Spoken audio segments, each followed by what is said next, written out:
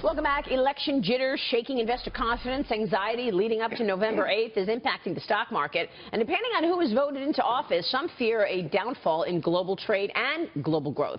Joining us right now is Stephanie Pomboy, MacroMavens President, our dear friend. Stephanie, good to see you. Good to see you. Thank you so much for joining us. So you think we've already gone into recession? I do. I think there are some alarming things that have happened just in the last few months. I was really stunned by some New York City tax receipt data. You know, New York City is really levered to Wall Street and is kind of reflective of the high end. It's sort of the 1%. And tax receipts from April to August collapsed out of the blue. And the guys in Washington and Albany, sorry, wrong area, were really surprised and kind of perplexed at this sudden drop in tax receipts. And it was across the board. It was income taxes, corporate taxes, sales tax receipts.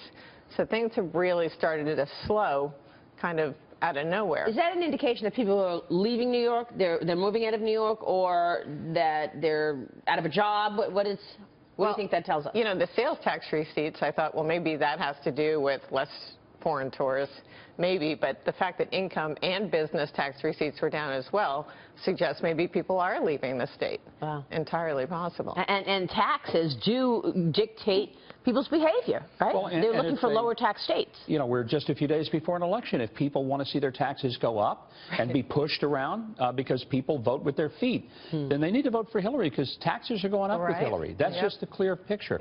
Donald Trump is talking about a huge cut in the corporate tax, which means job creation. It's that simple. Why haven't we seen the market rally, though, in the last 8 days? You have the S&P 500 down 8 trading days in a row, the longest losing streak since the financial crisis.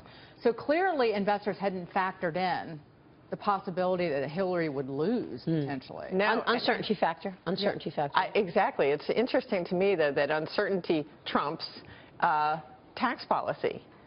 And it's interesting. I was looking this morning at the post-Brexit.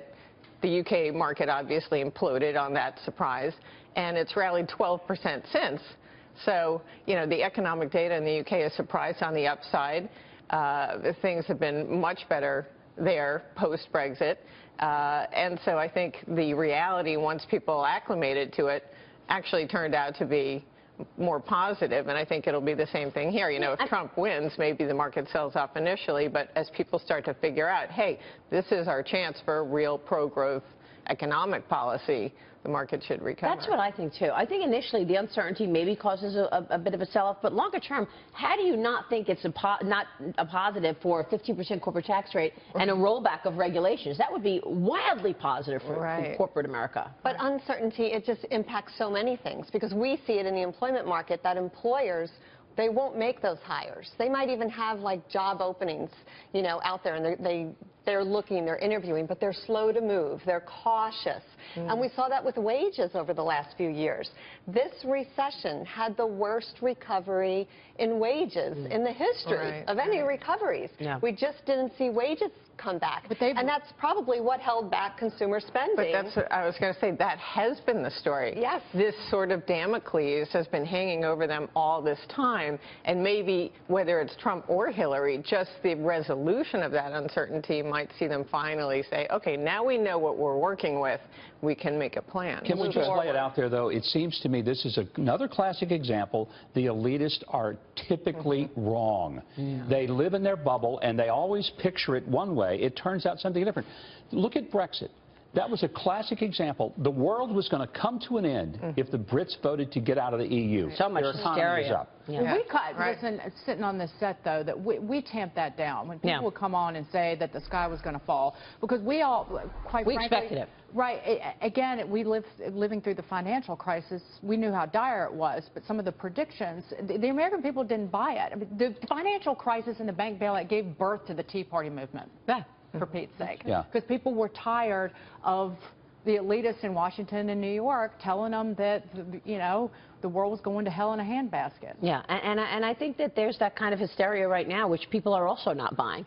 You know, the American people are really smart, and they see through all of this. So we got the jobs report coming out today, 2 hours from now. Stephanie, what are you expecting? I mean, what kind of a report would move markets? Well, I don't think really anything is going to be take the Fed out from December.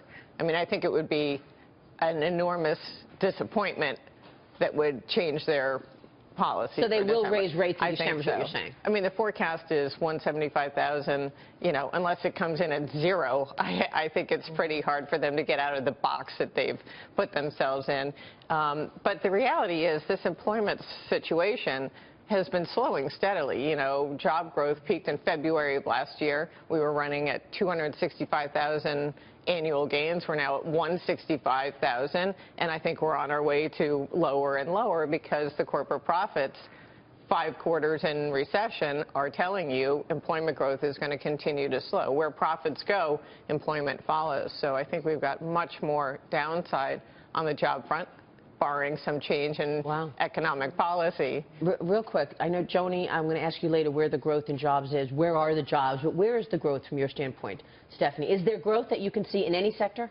I think it's sort of broad-based in the payroll numbers, but the quality of the jobs you can characterize as much poorer because the wage numbers, you know, as strong as the headline job creation has been, the wage numbers have been really poor. And just to point out, there are 7.9 million Americans who are unemployed, 2 million unemployed longer than 6 months, and another almost 6 million people who are stuck working part-time jobs because they can't find full-time One jobs. thing we never talk about, which I think is fascinating, is that labor force participation rate is incredibly low, but among people 65 and over, it's the highest in 50 years.